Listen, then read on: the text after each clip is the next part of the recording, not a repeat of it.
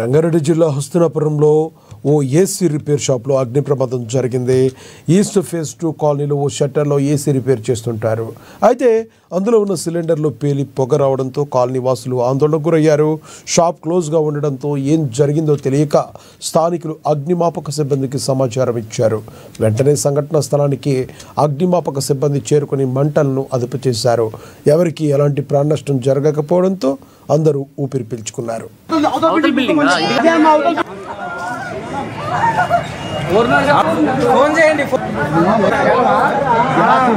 గంట 2 నిమిషాలకు మాకు ఫైర్ కాల్ ఇచ్చింది. హస్తినాపురము క్రిస్టియన్ కాలనీలో ఫైర్ అవుతుంది అనేసి మాకు రెసిడెన్షియల్ బిల్డింగ్లో ఫైర్ అవుతుందని చెప్పినప్పుడు మేము ఇమీడియట్గా మేము ఐతనగర్ అండ్ ఎల్బీనగర్ 2 వెహికల్స్ టర్న్అవుట్ చేయించాము.